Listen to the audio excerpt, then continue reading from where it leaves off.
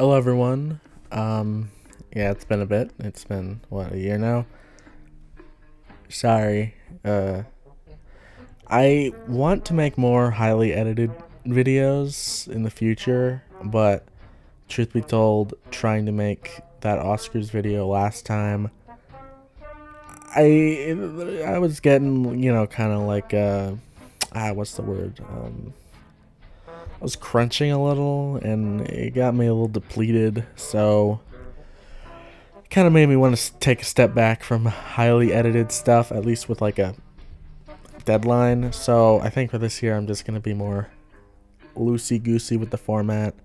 I wanted to return like a bit ago, but I've just been so, life happens, and the YouTube channel kept getting like all sorts of attacks and whatnot, but I figured this is better than nothing. Or, I mean, let's be real here, no one's watching. Whatever. I'm gonna do this for myself, because fuck you. Nah, you're cool. You're cool if you're watching, but wish more of you were. Okay, so I'm gonna go into these, like, alphabetically, and then, like, the internationals alphabetically for, like, non-feature nominees. So basically, it's I watched every feature film nominee with the exception of documentaries and 688 because that's only nominated for best song and like mic tap. Sorry. I ain't gonna waste my time with fucking one movie nominated for best song. I did last year with Flamin' Hot, one of the worst movies ever made. Sorry. Not happening. So, yeah, alphabetically by like all the other nominations. International animated best picture. Okay? We're good. We're good. Okay.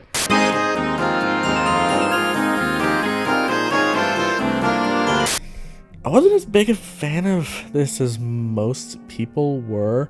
I like the vibe and the cinematography, and I like what they're going for, like, in the first third of the movie. And then it just becomes, remember this? Remember Alien? Remember Aliens? Remember the good parts of Alien 3? Remember the good ideas in Alien Resurrection? It's just, even the fucking, like, the weird Prometheus sequels, they brought shit from that. I don't know, it just felt like a best of Alien movies, and it's like, especially, I don't want to spoil it, but they resurrect, if you know, then you know, they resurrect a dead actor, and that always feels kind of icky, you know what I'm saying? And the effects on that were not good, so I don't know why that's here for effects. Most of the other effects were pretty good, though. Probably not gonna get it, realistically. But, you know, it's just nice to have a horror movie in here, even if I think there are other horror movies that would have been better nominated. I don't know. I mean, I was the only one in my friend group who didn't care for it, who saw it. And then again, the rest of them had not seen a single Alien movie before.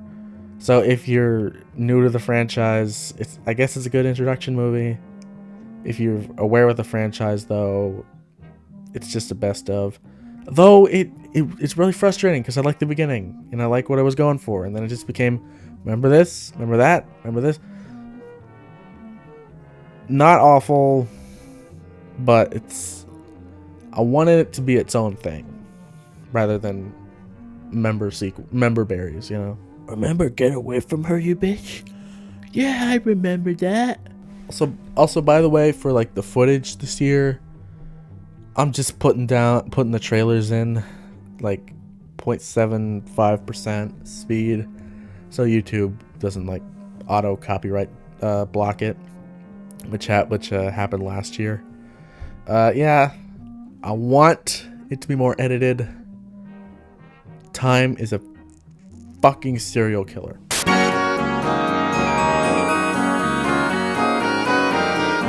I rather enjoyed this one.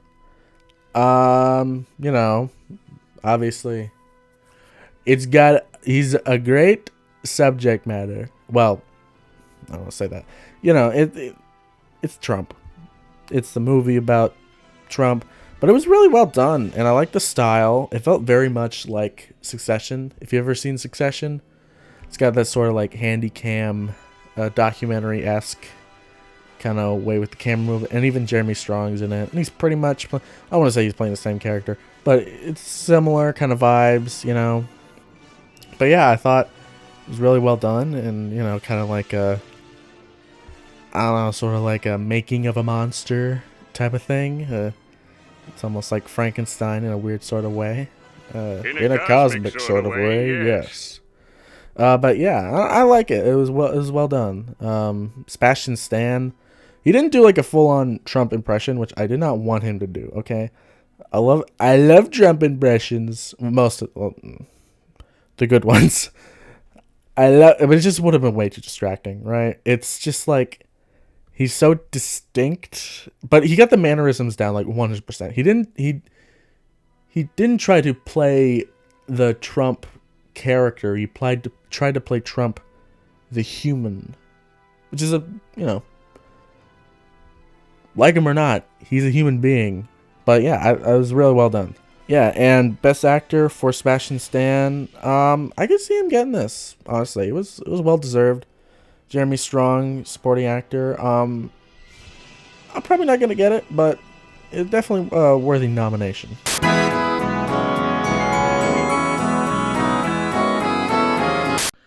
Hey, what's up? Welcome to a new segment called Vertical Hold. Basically, I'm watching this shit literally the night before the Oscars. Don't have time to edit it. I'm just doing raw iPhone shit. Don't care. There'll only be like a few of these, so don't worry. And as it goes on, there'll be more of the things before. Sorry. Life is life.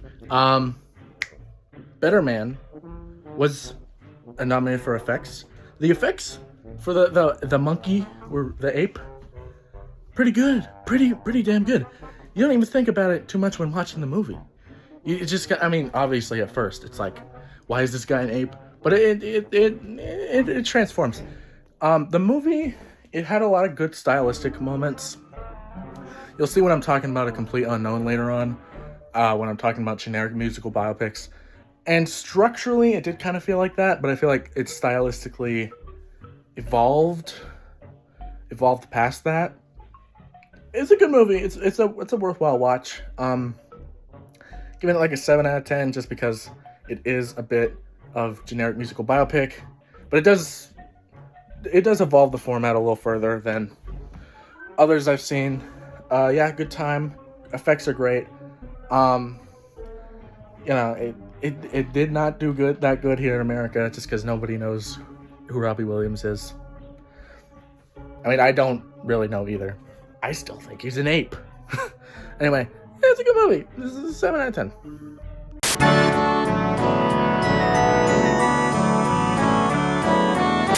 Different Man, another Sebastian Stan joint.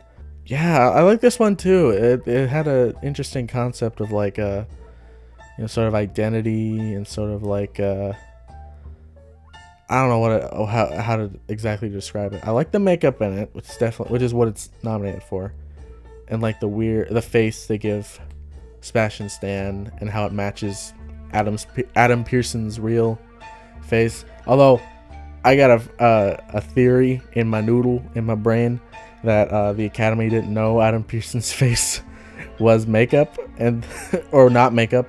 They thought it was makeup, and that's why they nominated it. Entirely possible, but well, you never know. Someone just like Academy member just skimming through the trailer. Oh, he's got a weird face. There's got to be makeup, right?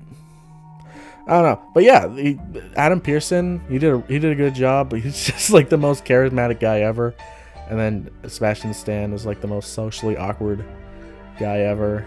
Yeah, and then I forgot her name, but the lady from Worst Person in the World, she was good. Yeah, it was just really well done. About sort of like it was just and I like the style of it, or just like the film stock they used. It felt very, I don't know how to describe it. If you've seen Dream Scenario, it felt very much shot like the same way, and I like that because I like that movie. I wonder if it's like the same film stock. I looked it up. It's not like the same cinematographer, but they're definitely both shot on film, and I wonder if it's like the same kind of film. But yeah, I like what this movie's doing. Great ending, although it can be kind of slow paced. You know, takes a bit to get into, but it's good.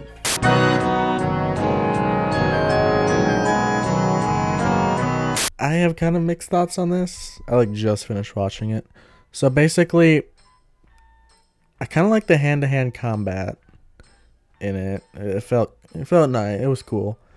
I like Denzel. He's great. He's great. Just he's got this commanding presence about him, you know what I'm saying? Paul Mescal, he was good, but I feel like I really wouldn't care about him if I didn't know him from After Sun. As for the rest of the movie, it just felt so derivative of the first movie. It's like, yeah, we know, we've seen the first movie, we know. It's I don't know.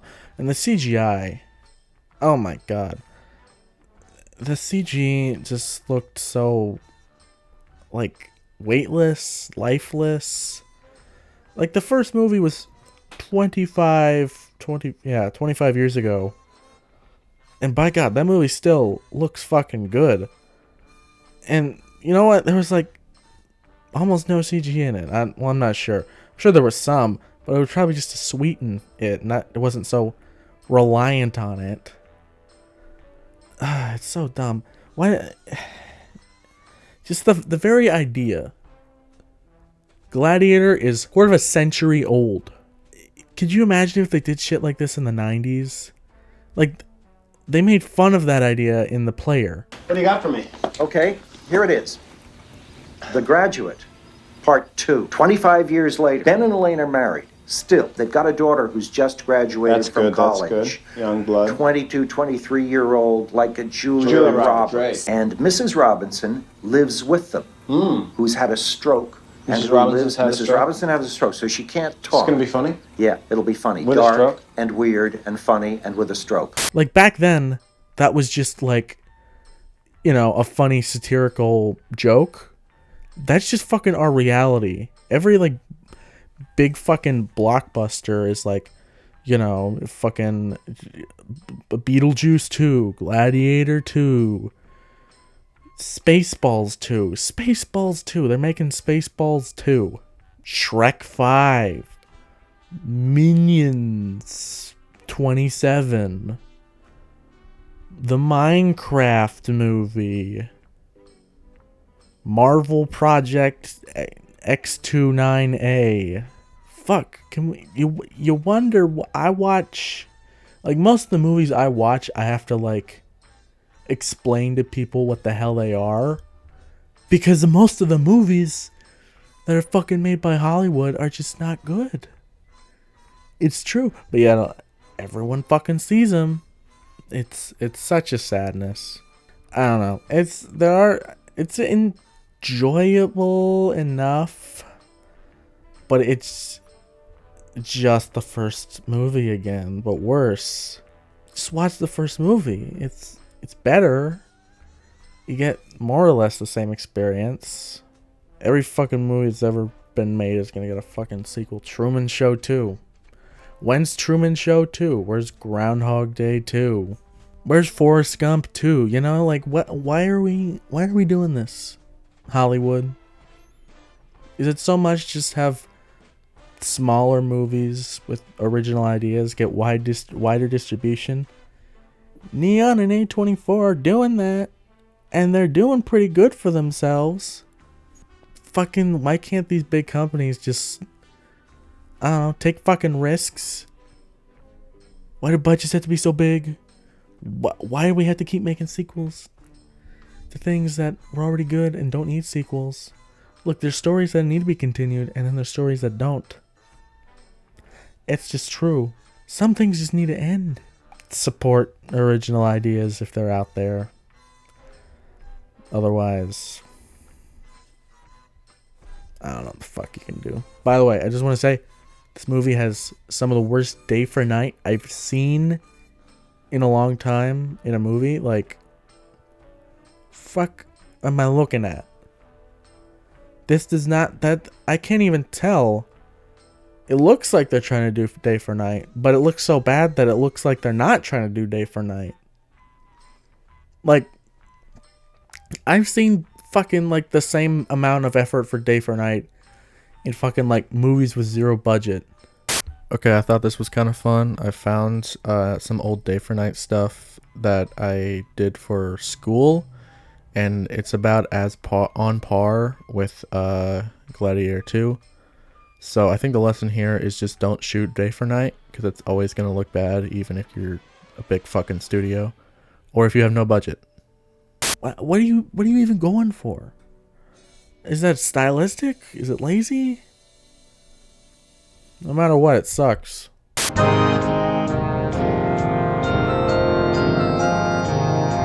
Yeah, I like this one. It was pretty good.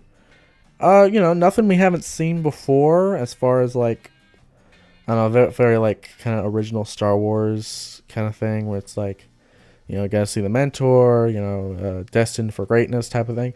But, you know, it was well done. The effects are great. I actually rewatched the Caesar trilogy before seeing this, as well as the 70s Planet of the Apes movies. Watching those for the first time was pretty fun. Some of them were bad, but there was definitely some gems in there. I watched the Tim Burton one too. That one was awful. And then I watched the Caesar trilogy, and yeah, I fuck with the Caesar trilogy.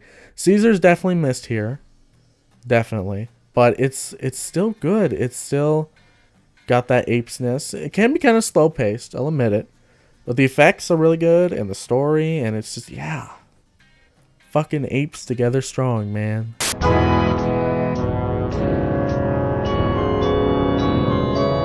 Hey, what's up? Vertical Hold segment 2.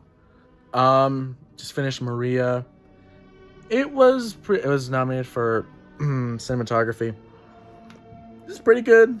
Let me turn the fucking Roku off. The cinematography was pretty good, pretty great. Movie itself was good. It felt a little dry in some parts. Like, it is kind of just a musical biopic, you know, but you know, it was better than, you know, the standard fare of the format. It was shot, the way it was shot was cool, like the format. I've seen this director's previous movie, Spencer, and that was good. That was a bit better than this, though. It was good. This was good.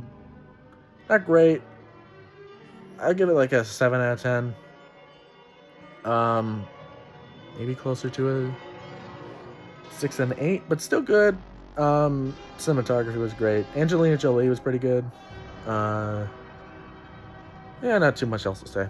It's pretty good.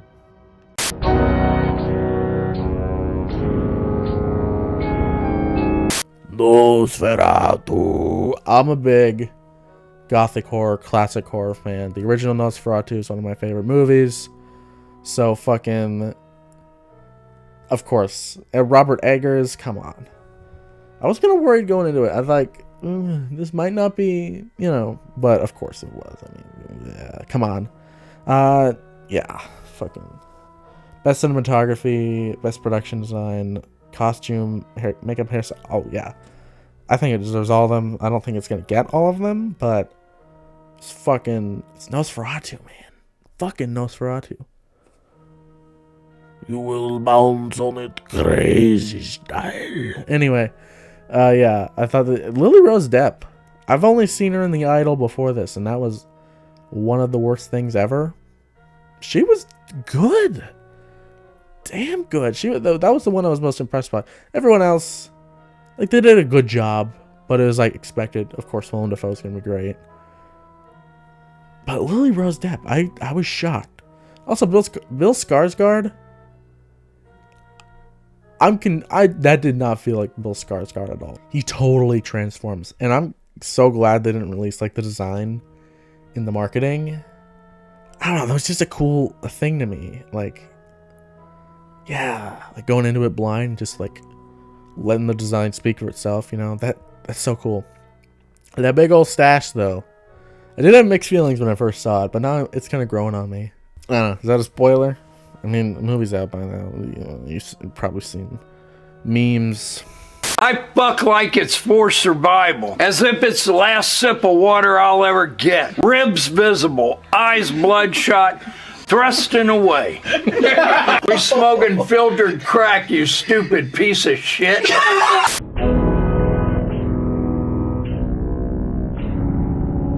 This is the first, I think the first Jesse Eisenberg directed movie. It's got a supporting actor nod for Kieran Culkin. Another Succession connection. And original screenplay. Yeah, I like this one. It's a neat character study about these two cousins going off to Poland. And it's just, man, Kieran Culkin, you just can't keep your eyes off of him. What he's doing, it's just like, man, he's fucking great. He's come a long way from Fuller, go easy on the Pepsi. Yeah, but Real Pain, great little movie, 90-minute watch. You're not missing that much, or you're not missing that much of time. That's what I'm trying to say. Whatever. Yeah, great movie. A neat little character study. And yeah. Can't get over how Jesse Eisenberg wrote a scene about how beautiful his feet are. Well, I was playing a character. And that's not the scene. The scene is this weird compliment coming from an eccentric person. That's the scene, Molina. I didn't even know which part I was going to play when I wrote the scene. I thought maybe I'd play Kieran's role and hire a foot model. So actually, I wasn't sure.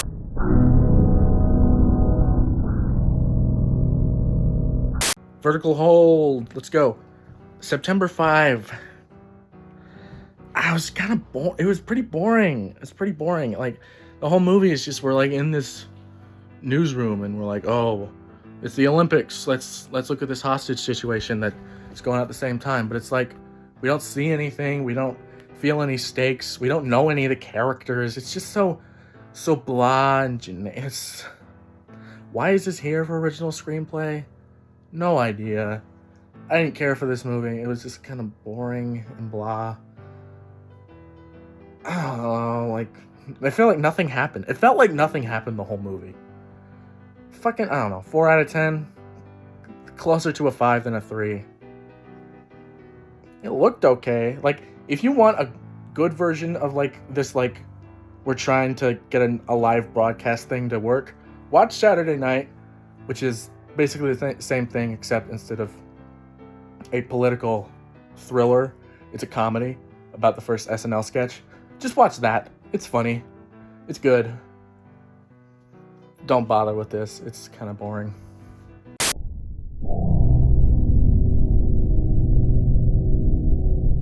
Hey, what's up? I got bedhead now. That's life. Sing Sing is pretty damn good. I like what it has to say about art and how it can not only be a form of escapism, but a form of therapy in a sort of way. And I like how it's not a depressing prison movie. There's a lot of depressing prison movies out there, but this one's uplifting, and I like that. I like that about it. I like the acting. Coleman Domingo, he's great.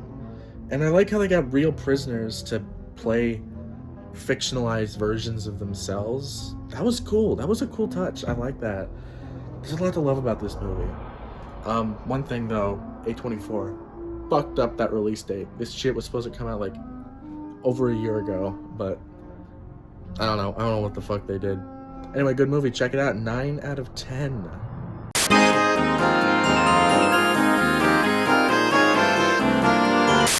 Girl with the Needle, Vertical Hold is back, by the way. Girl with the Needle, international feature nominee from, I think, Denmark or something. I forget. But anyway, historical, black and white. I thought it was pretty damn good. Pretty like disturbing and like sad and shit. But yeah, the lead was great. Cinematography was great. Like, it looked authentically. Like, I've seen a lot of movies where they try to recreate old movies, but this one did a really good job at doing that. I like it a lot. Yeah, check it out. It's pretty good. Pretty good. Go with the Neil. Pretty good.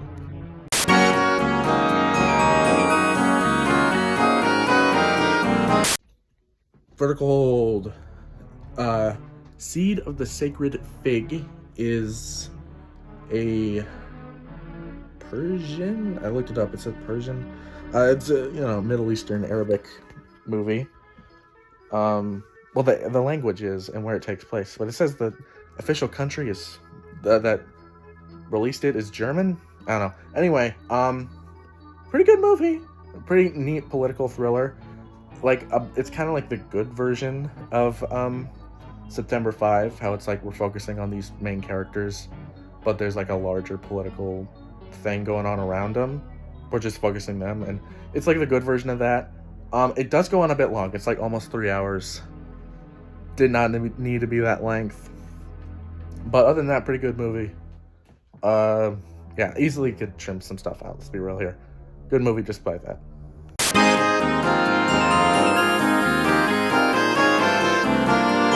Flow is nominated for International and Animated Feature. I like the vibe of this one and the animation style. Some of the style was like, it was clearly like a budgetary thing. I don't think the dog looked the best. The dogs, I'm gonna be honest. I'm just gonna be honest. But I really like it. I really like the dialogue list, kind of like we're just in this world and we're following these animals. It's like you understand everything about them without a single fucking line. And it's just so well done and neat. It's just like such a departure from everything else you're seeing in like all other kind of movies. I like the style of it. And yeah, that cat was cute, man. That's a cute ass cat. And a cute ass cat is a good ass protagonist. Also, just like the sound of it too, the sound design. Like I watched it on like a set of speakers because I usually use headphones. Well, I mean, both of them would have been good, but it just really stood out, and it's like, yeah, okay.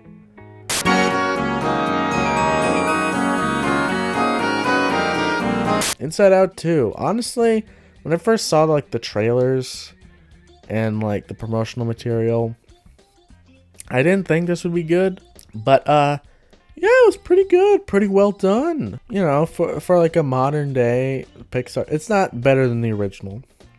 And it does have some conceptual issues, like what we're introducing, the new ideas and like emotions introduced into the movie. Like, well, where were they when fucking we showed the parents in the original? Or even like, I don't know, it just kind of felt like a little like, you know, like logic there's a little iffy. But I think despite that, it's still pretty good, pretty heartfelt, you know, better than fucking Lightyear, better than Elemental. Pixar and like Disney animation have been kind of in a slump lately, and you know, I'm glad this is a good movie. A good movie, and B, a good movie that did well. So yeah, I work at a movie theater, and I'm gonna be honest, I did not expect this to be fucking as big of a hit as it was. Like, I walked in like opening day, be like, okay, it's probably gonna be a few people. No, it was fucking like lines outside the fucking gate. I swear to God. But yeah. And the worst thing is like kids movies. Parents do not know how to parent. I'll just say that. But yeah, despite that, good movie.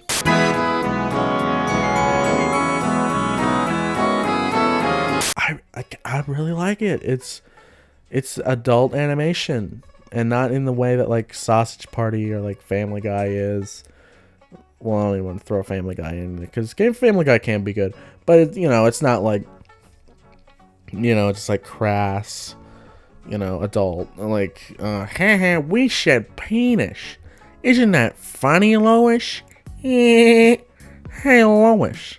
That kind of like, just like, tits and dicks, and that's the joke.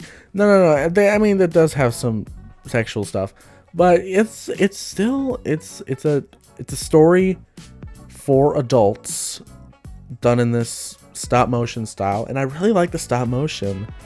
I know this guy Adam Elliott. I think he's done some other movies before. I haven't seen them, but I'm down to check them out. I really like the style here and the story of these two twins, and this sort of weird world that they're thrusted,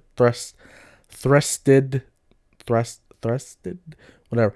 They'll put. I fucking had a Porky Pig moment there. Oh, son of a gun.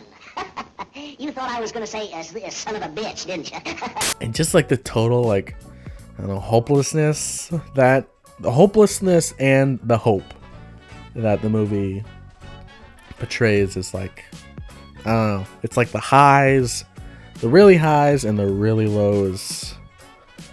I really like it. I think it's worth checking out.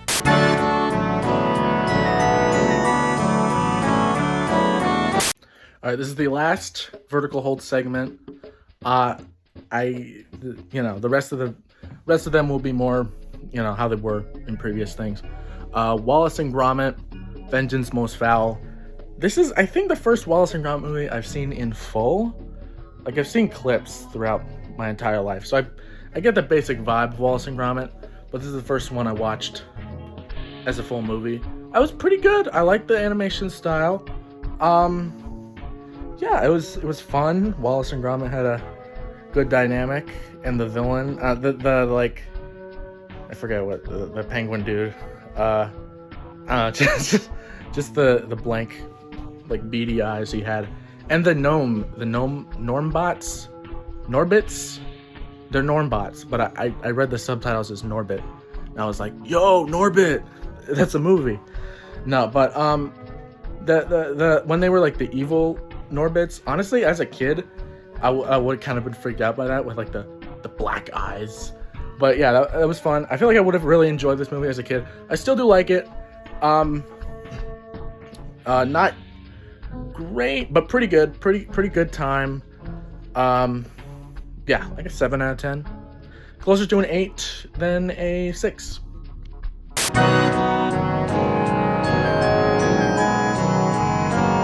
Which is the only animation feature nominee.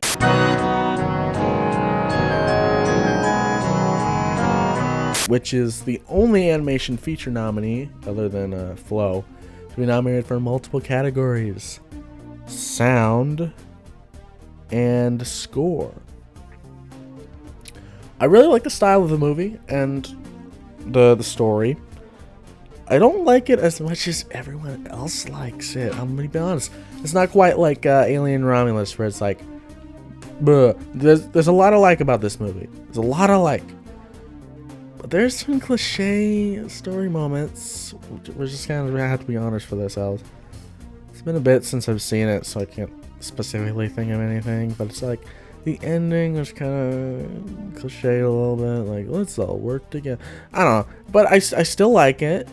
I still don't hate it. I still like it. The style is fucking amazing. I love the style of it. The, like, painted world. The painted looking. Yeah, I mean, there's a lot to like about the movie. What I don't like is really kind of just nitpicks. But it's not a 10 out of 10, people. Let's be real here. But it's my guess is probably gonna win animated feature. I think Memoir of a Snail probably deserves it more. But everyone loves to ride this movie, and there are definitely elements which it does deserve. I'm not gonna be on it. I don't hate the movie. I like the movie a lot. Just not as much as fucking other people. Fucking crazy. Quite crazy wild robot fans out there. But yeah, it was good. Not as good as everyone else is saying, though. The style is fucking phenomenal, though. I'll give you that. between this and like Puss in Boots and Spider-Verse, and then that Ninja Turtles movie, more stylized animation, please, and not just like Spider-Verse ripoff. I'm talking different styles. You know what I'm saying? Fucking like, I don't know. Make it a thing. Well, it's a thing, but make it. I don't know. Pixar. You want to try this out? It's financially successful.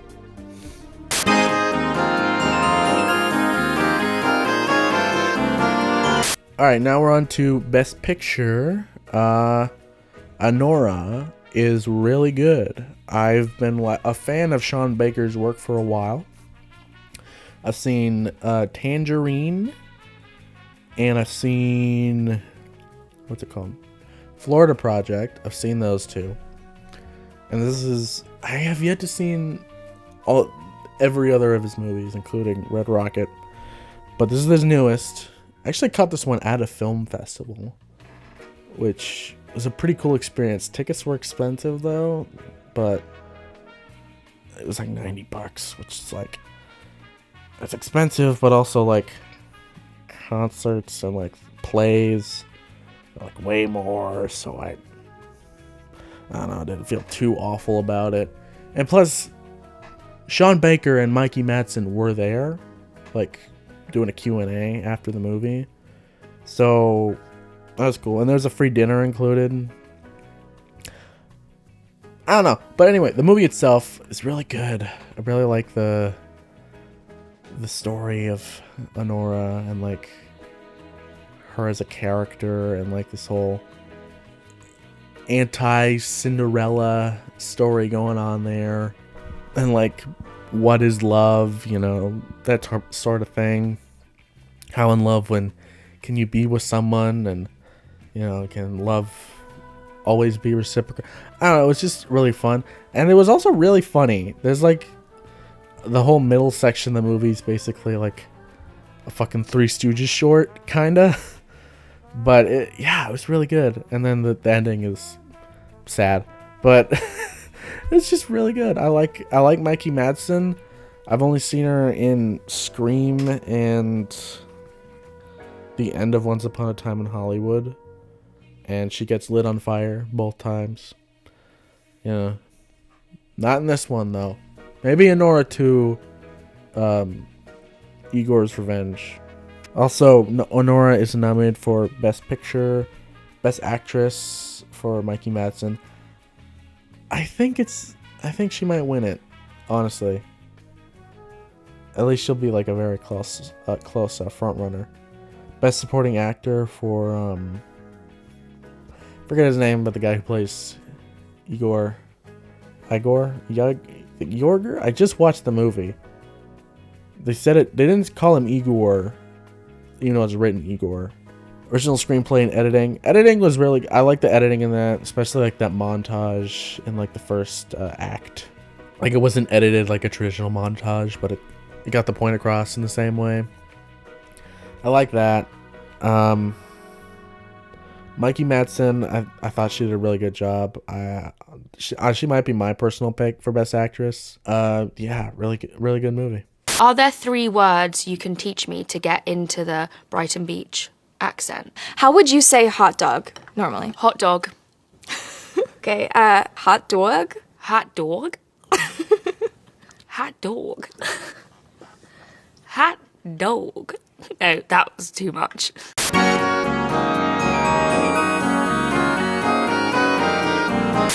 The Brutalist is a 3.5 hour long movie.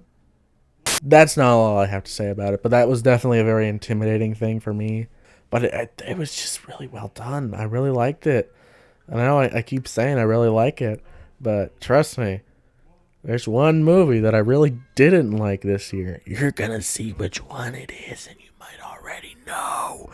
But this one was good. I liked it. It's, you know, it's kind of, I like the sort of like anti-American dream thing going on here. Between this and Anora, we got really like, you know, first half is like, here's the aspirational thing, and then the rest of the movie is like, oh, it's all a lie. But yeah, this one too.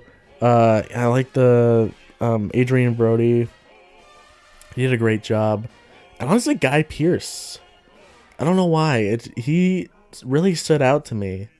Like I with most actors that I see in a movie, for the most part I just see them as the actor. Right? It's like you see Leonardo DiCaprio. Oh, that's Leonardo DiCaprio. You see fucking Robin Williams. Oh, that's Robin Williams. You know, Timothy Chalamet. Whatever.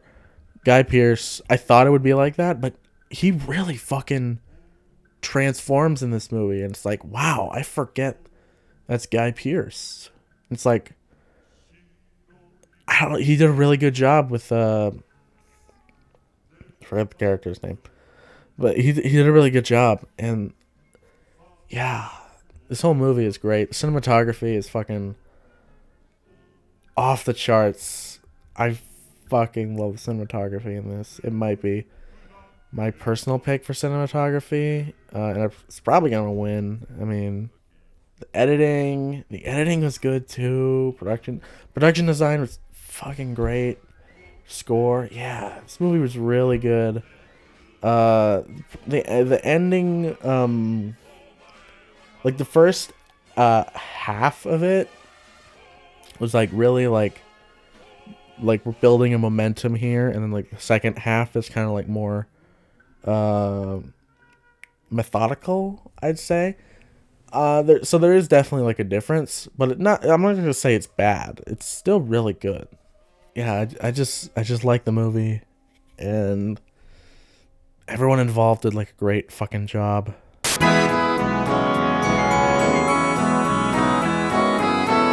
Is okay.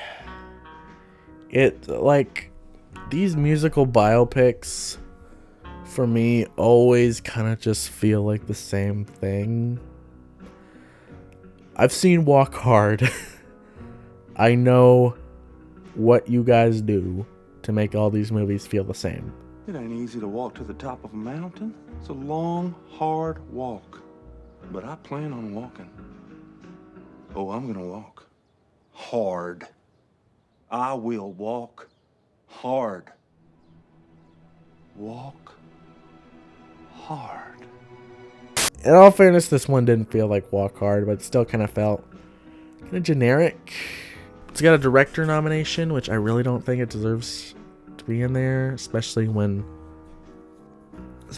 Dune Part 2 is missing from director. Like, what the fuck? And Challenger is not even nominated for anything. Like, what the fuck? That's one of the best movies of last year. It got nothing. Best actor for Timothy Chalamet. He was better in Dune. I'm just doing the Bob Dylan voice, man. I don't hate the movie. It just felt kind of like blah.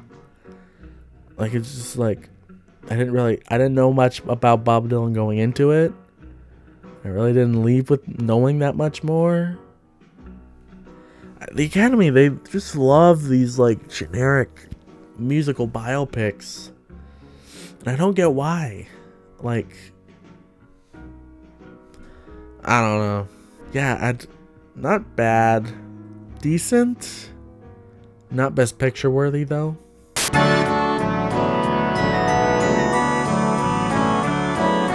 Conclave. I kind of liked. There were definitely some problems.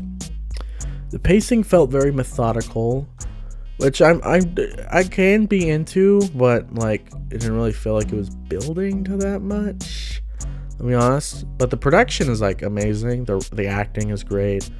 The cinematography, the production, the production design, I don't care. It's just like everything looks phenomenal. I don't want to say it's bad, because it's not bad. It's really well done.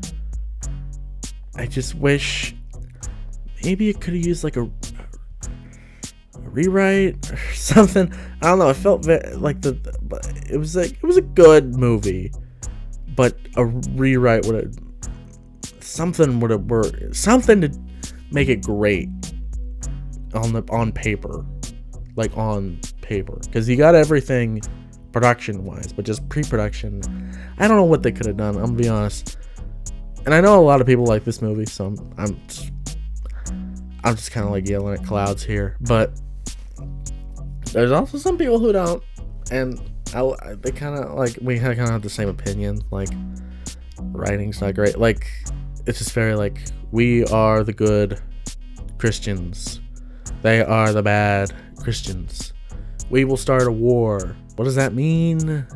I don't know. What does that imply? I don't know. I mean, it's just, it's very kind of, I don't know. I like it. Is it great? No, it's good. It's good though. It's good. I just want to say though, Isabella Rossellini's nomination is kind of bullshit though. She's only in the movie for like barely a few scenes, and really, I mean, she's great in other stuff, and even here she was good, but like, I don't know if I'd call her supporting actress, to be honest.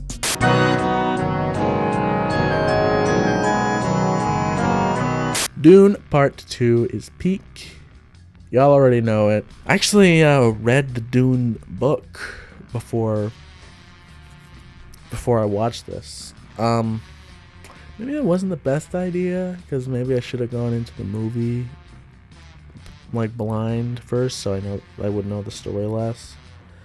In retrospect, I should have done that, because the movie was what I wanted to see, and then the book was kind of more like, let's see the comparison.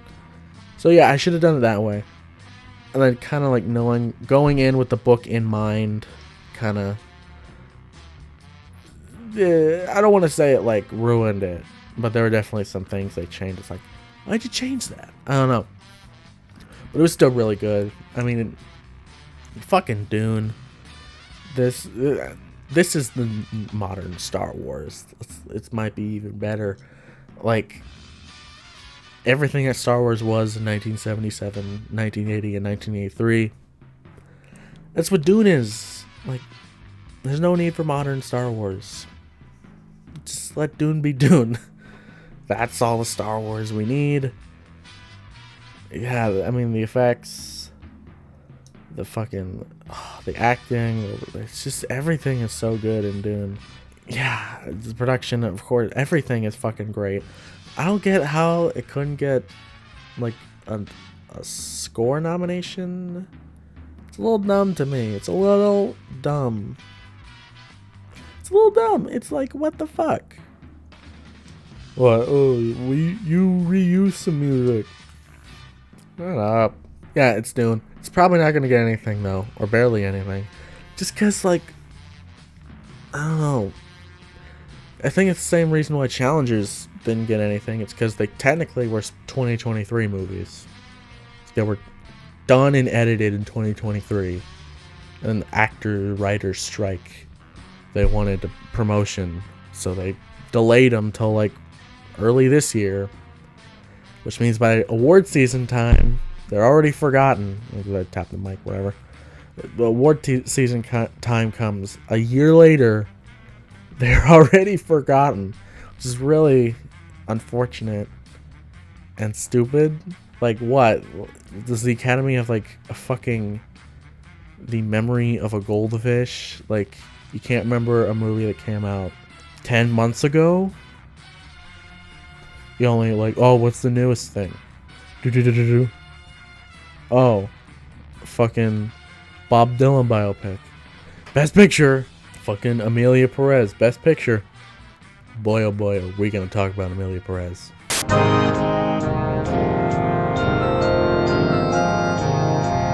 $13 nominations. 13 nominations. The second most in Academy history. This is the second most you can get. Well, I think. I mean, you could probably get more than 14, but I don't know if any movie has. Point is, 13. This movie was fucking ass. I will say, there's a lot of, like, ultra... Well, let me start at the beginning.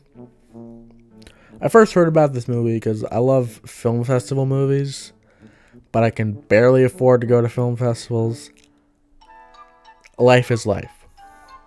So I follow people who go to film festivals, and I see what they think of the movie. And then they all, like, this was at Cannes, whatever, there, and it got, like, really good reviews there. Pretty good. I looked at it. It was like a 3.6. And then I was like, okay. Seems kind of like a weird, interesting story. Like a cartel boss that gets a sex change operation. Like, it could be interesting. And then as it slowly got, like, released to more and more people, the rating went down lower and lower. I was like, oh, okay. Now I kind of want to check this out because I love bad movies. I love bad movies. This was not a fun bad movie watch. It was just miserable. I will say I don't hate the beginning. First of all, I'm not going to comment on, like, the Mexican representation or the trans representation, because I'm not Mexican. I'm not trans. I'm just a guy with a dick. So, yeah, as far as all that goes, you can find better sources. I just want to talk about it as a movie. It's still bad. So I don't hate the beginning. The beginning might be the only part I'm into. Actually, I don't even know if that's true. Like, it starts and it's like they're singing some kind of bullshit. Did I mention it's a musical? All the songs are awful. There's some okay ones, but there's some okay, like, segments. There's not a full song. The songs just, like, end. There's no big conclusion. Songs just, like, end, and it's like, what? Anyway, and all the songs, some of them are bad, just, like, painful to listen to. The 2 songs in English are, like, fucking awful. Everyone has, I feel like most people have seen the sex change operation song and clowned on it. Very nice to meet you. I'd like to know about sex change operation. Man to woman, from penis to vagina. Is it for you? For me? Many operations, how much time do you need? Motherplasty, yes. Vaginoplasty, yes. Venoplasty, yes. Laryngoplasty, yes. Contralaryngoplasty, what is that? Adam's apple reduction. Yes. Definitely deserves to be clowned on. It's terrible. Yeah, but it's like, the story is basically a lawyer who feels unappreciated in her job, and then she gets hired by a cartel boss to find the boss a doctor to do sex change operations because they want to be a woman. And then the fucking Emilia Perez, the cartel boss, is like, okay, I'm gonna leave my fucking family behind, make them think I'm dead, and then fucking have them move to another country. And then randomly, like 5 years later, and be like, you know what, I miss my kids. I'm gonna Mrs. Doubtfire them. And then also, all those people I killed in Mexico, I'm gonna find the bodies. I don't know. It's like, what? I don't get how we're supposed to feel to the character. Because, like, if they wanted to do, like, a multi-layered kind of evil Walter White-esque kind of character, they could have done that, but they didn't do that. They made us, like, sympathize with her, and it's like, no. You're fucking Hitler. Imagine if Hitler, like, 3 years before the end of the war, was like, okay, I'm she-Hitler now. I'm she-her, Hitler. Shitler, they call him. All is forgiven. It's like, no. You still did that stuff. Just because you fucking switch genders or whatever. Fucking change genders doesn't mean you're fucking life in your sins are forgiven. You fucking killed people. The movie's so frustrating. The story doesn't make sense. It's just, it would require more time than needed to dedicate everything wrong with the movie. I will say there's some decent cinematography and choreography. Some decent moments. Some. Not enough to where it belongs anywhere in the Oscars. Some okay moments. Movies have been getting like review bombed hella. Some would say deservingly so, but it's at like a 2.1 on Letterboxd, which is worse than Birth of a Nation. I don't know about that. It's bad. It's bad, don't get me wrong. 2.5 or something. 2.1? That's like, I don't know. All of Mexico hates the movie, which is like kind of funny. There's like a protest short that was made, like making fun of France because they made the movie, like being like, oh, you're gonna depict Mexico as this crime-ridden fucking, the stereotypes galore. Okay, fucking, we're gonna do the same thing to France, and it's like a short like student movie, but it's kind of funny. Yeah.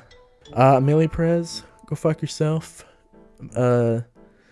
What's your face? Zoe Saldana. You're okay. You're okay. Carla Sofia Gascon, you can go fuck yourself for real in real life because you're an awful person, which is like the only thing that's good about the movie. Well, just because it'll stop people from voting for it, because a lot of people are probably just gonna vote for it, being like, I'm woke, I'm hip, da-da-da, trans Mexicans cartel, yes. It's fucking completely blind to anything for real. And then they'll be like, oh, the actress is fucking racist? Shit, never mind. That's like the only thing that's gonna save this movie from getting fucking any awards, which is great.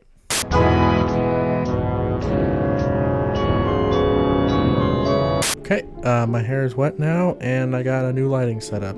Deal with it. I'm Still Here is nominated for Best Picture and Best International Picture and Best Actress for Fernanda Torres. This is a Brazilian movie, and it was really well done. So it takes place during Brazil, during like kind of a, authoritarian regime kind of. And throughout the whole movie, you kind of get this sense of dread. Like the first act, I'd say, is kind of, we're more just being with this family, seeing how their lives are, and then we just know that something's bad's gonna happen, and something bad does happen. And then when it happens, you get hit with it extra hard because you spent so much time with this family. It's pretty sad and tragic, but I'd say important. Fernanda Torres does a great job. I mean, she's great. She really does a great job at conveying both the hopelessness and the triumph of this situation and going through it. Yeah, great movie. But at the end, it was revealed to be a true story. Well, I guess if you know, but I didn't know, so I learned it was a true story, and that just like, man, someone actually had to go through this. I will say, once the inciting incident happened, it does become a little more methodically paced, but it's still good. It's still a worthy watch. If you're online at all, in like on the Brazilian side of the internet, I feel like I hear this movie like I went to like the Instagram comments for like the Oscars page, and it's like all Brazilians being like, I'm still here, it's cool. Emilia Perez, or no, fuck Emilia Perez. Why did I say that? Fernanda Torres, they're all praising her, and yeah, it deserves it. It's a good movie. Can I just say I'm glad they put 2 international feature nominees in the Best Picture slot this year instead of how it normally is, where it's just one, because it's obviously the one that's in the Best Picture slot's gonna win. It's so obvious. It's like the most obvious thing ever. At least there's 2 this year. However, one of them is good and one of them is not, so we'll see.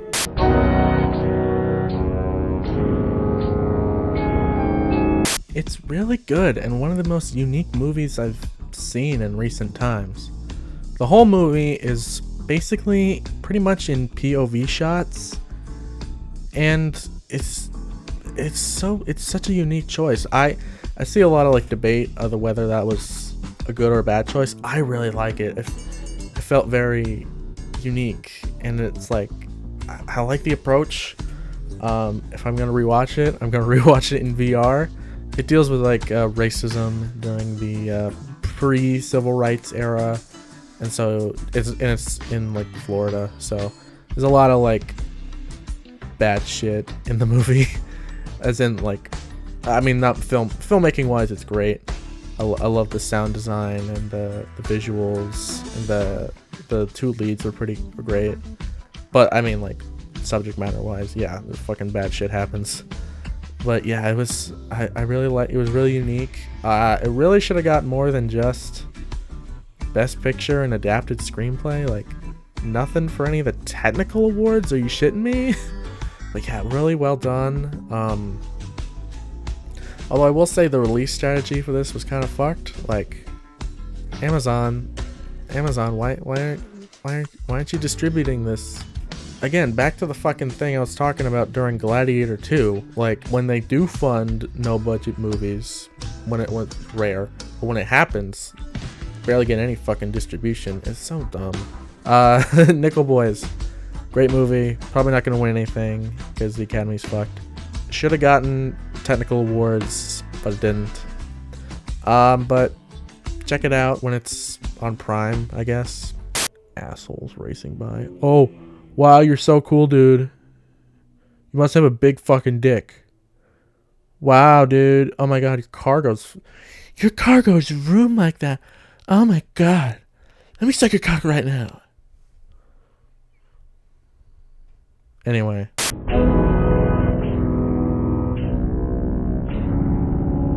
The Substance is fucking great. I love this movie. So happy a horror movie is nominated for Best Picture. This is like only the 7th or 8th horror movie ever to be nominated for Best Picture. I'm so glad it was this one. This one's pretty great. It's got I love the like what it's saying about, you know, it's just so blunt, but in a way that's so it's just so great. Like, it's not subtle at all. It's very obvious what it's doing and going for. And it cranks it up to like 11. It's like, yeah, but it's so fucking, I love the sound design, the cinematography is great. Demi Moore, yeah, she's great. She's probably, I think it's between her and Mikey Madsen for Best Actress. I think it's between those two, honestly. And I'd be happy with either or. They really both did a great job. Margaret Qualley too. She was great as Sue, and it's just such a unique concept. The idea of the substance and taking it and this alternate, better version of yourself that's also you, but also kind of not you. It's I don't know. I love the idea, the concept, the execution. I went into this movie pretty blind, and it was around like Halloween time. I was looking for a horror movie to watch, and this was out. And I was like, sure, what the heck? And I just went in blind, and I was like completely floored. Such a good movie. I love everything about it, and I'm just happy a horror movie is here in Best Picture.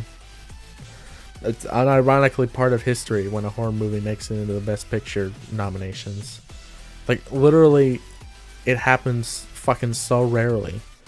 And only one movie has won, Silence of the Lambs. And because it won, everyone debates, well, actually, I consider it a psychological thriller. No, it's a fucking horror movie. People are eaten alive. It's a horror movie. But this was a great one, too. Substance, check it out. The ending is one of the craziest endings I've ever seen for a movie getting this much Oscars attention.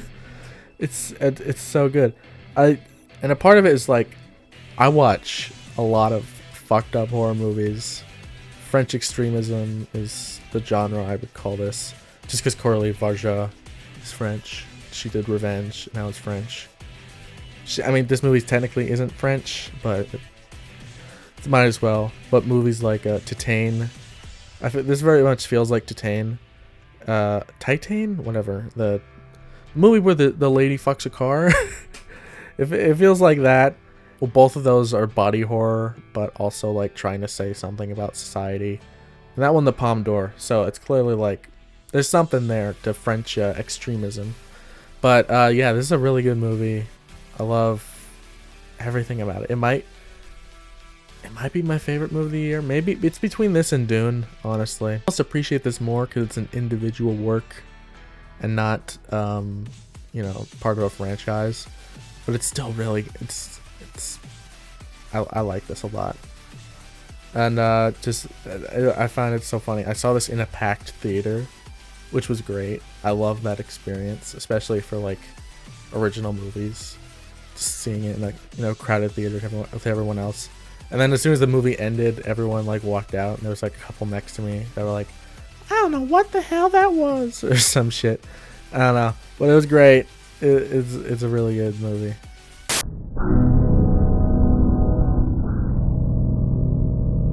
Wicked is the adaptation of the famous Broadway musical. It's also a prequel adaptation of The Wizard of Oz, set before the events that everyone knows. I was not familiar with the play before watching this.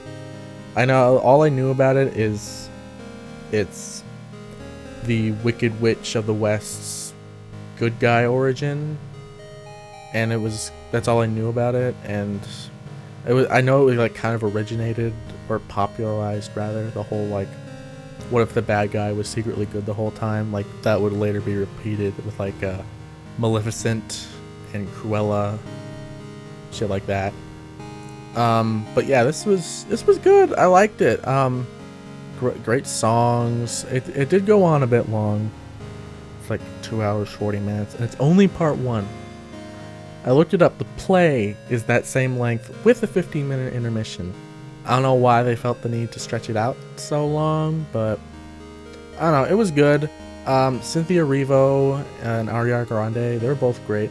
I was actually rewatching like some clips. Ariana Grande is just so like fucking funny as this like kind of self-absorbed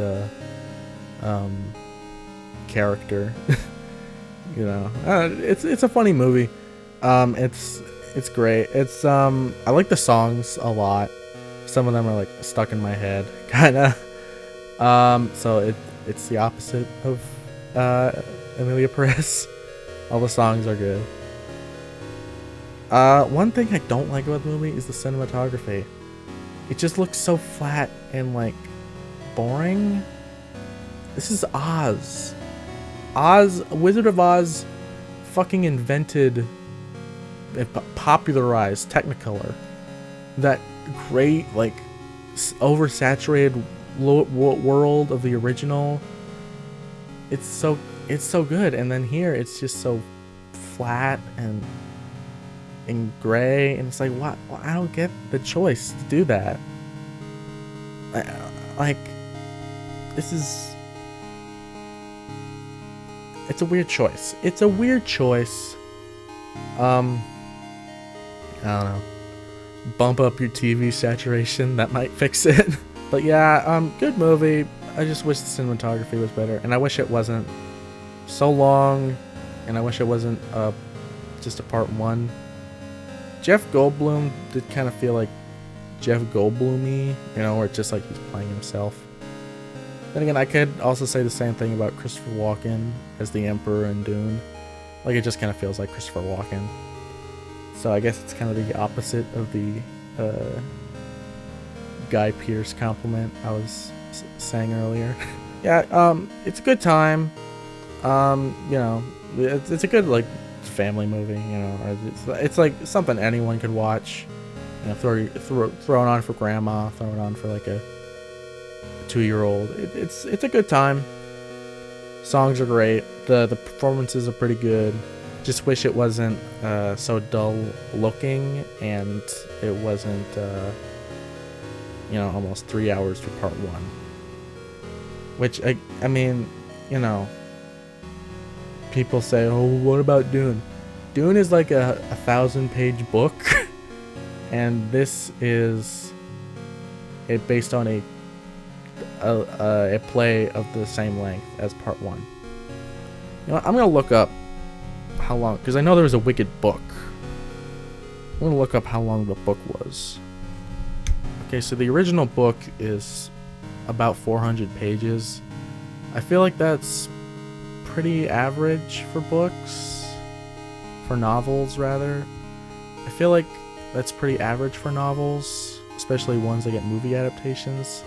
I feel like that's about 2 hours. I'm gonna look up how long the Fight Club book was. Okay, so just for comparison's sake, so I can kind of rationalize it in my head, the original Fight Club book was 224 pages long, and the movie is 2 hours 20 minutes. So, okay. Let's look at American Psycho, just to be sure. American Psycho, the book, is 399 pages long, and the movie is hour 42. So, we'll say on average a 300-page book is a 2-hour movie, not a 6-hour movie. So I don't know why they needed to make it so long. Maybe so they can make more money with part 2. I don't know, but I like it. I like it. It's got its problems though. This week, people are taking the lyrics of Defying Gravity and really holding space with that and feeling power in that. I didn't know that was happening. I've seen it, yeah. That's really powerful. Mm-hmm. Yeah. That's what I wanted. Mm-hmm. I didn't know that was happening. Woo! Alright, we did it! You made it to the end of the video. Congratulations. Again, sorry. Some of the shit is literally just like selfie phone footage. Sorry if it's mostly that it's, unscripted. Again, I would have had it more highly edited, but last year I couldn't even finish the whole fucking video. And again, sorry it's so long. Hopefully you watch through the whole thing. Probably not though. You probably just use the chapter markers. Either way, glad you watched it. Like, subscribe, all the YouTuber shit. Comment. I'm gonna leave my prediction list up here. We'll see whether I'm right or wrong. I don't know. Thanks for watching. I do plan to make more stuff. I know I promised that last year. I don't want to make any definite promises because last time I did, they were not fulfilled. So this time, I'll just say stay tuned, and we'll see what happens. I have a list of like a bucket list of shit I want to do. We'll see if it gets done. I do. Hopefully next month I'll make a video. I don't know. Like the last time, the Oscars thing really burnt me out. And I don't know, it just kind of made me depleted. And then the channel got copyright struck because, well, let's be honest here, I was just re-uploading shit. Little did I know the Internet Archive existed. I could have just used that. But yeah, it was unfortunate, and that took away the monetization. Whatever. So yeah. I do plan to make more stuff again, but we'll see how far that goes. And it's probably going to be movie related just because that's what I like. I don't know. If you have any ideas, let me know in the comments. I don't know. I'll take some suggestions. They don't even have to be movie related. They just have to be like I have to find them interesting, and I could feasibly do them. I don't know. Yeah, truth be told, I probably could have finished this video, you know, had it be more polished if I used like AI in some sort of way. But I just refused. I refuse to get into that shit. That shit's awful. I mean, the only AI in this video was just because Google is implementing that shit during like the last part of the Wicked shit. The run times, that was all AI. Yeah, I don't know. I don't really like AI, so I'm not gonna use it that much. It's just gonna be, you know, this mic, this iPhone, Audacity, and a legal version of Premiere. Thanks for watching again. Have fun at the Oscars. Don't take it too seriously. It's kind of just a circle jerk award anyway. But it's fun to talk about. That's why I do it. Oh, and if Emilia Perez gets like anything, I might not do another video next year. I might not even watch it next year. Movie was so fucking ass. It's probably gonna get some stuff. But now that the Carla Sofia Gascon tweets have been leaked, probably not gonna get much. One of the few times someone has said, "Thank God for racism." So I wanted it to be more highly edited. Let me know if you prefer this more unedited style compared to the edited style. Personally, I'm not sure which one I like more. I think the scripted style is better, at least more like presentable. Meanwhile, this just literally seems just like rambling a little, but I don't know. Let me know which one you like more. I still insert some editing jokes, so I can feel at least a little proud of the video. And then, you know, there are also moments of the video where it's just my fucking iPhone. My fucking telephone. Bye-bye. Man to woman, a woman to men. Man to woman, from penis to vagina. Mammoplasty, yes. Vaginoplasty, yes. Rhinoplasty, yes. Laryngoplasty, yes. Control laryngoplasty. What is that? Adam's apple reduction. Yes, yes, yes, yes.